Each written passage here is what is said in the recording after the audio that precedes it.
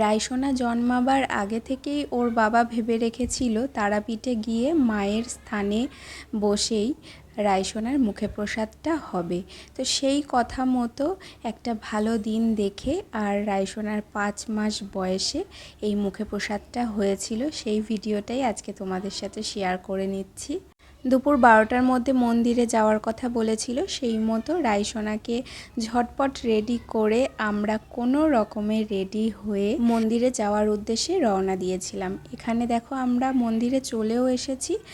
যেহেতু মন্দিরে আগে থেকেই কথা বলে রাখা ছিল, তো সেই মতো আমাদের এসে সেরকম লাইন দিতেই হয়নি। একদম মন্দিরের ভেতরে ঢুকেই জাস্ট 10 মিনিট মতো অপেক্ষা করতে হয়েছিল।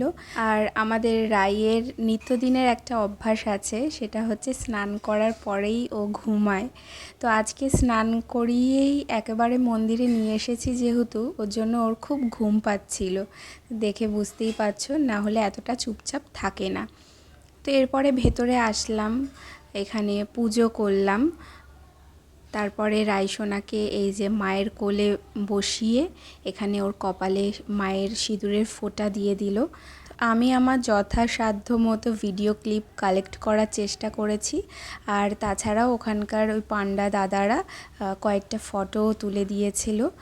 আর এরপরে আমরা মন্দিরের বাইরে এসে মায়ের যে ভোগের থালাটা আমাদেরকে দিয়েছিল, তো এই থালা, গ্লাস, বাটি, চামচ এগুলো কিন্তু আমরা বাড়ি থেকেই নিয়ে গেছিলাম।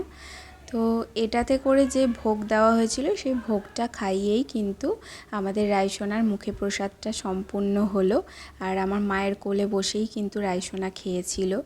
তো এরপরে আমরা লাস্টে আমি আর ওর বাবা দুজনে একটু পায়েস খাইয়ে দিয়েছিলাম রাইসোনাকে। আমি এখানে শুধু মনে মনে ভাবছিলাম, এই তো কদিন আগেই জানতে পারলাম যে আমি মা হতে চলেছি, কতই না আনন্দে কাটাচ্ছিলাম দিনগুলো।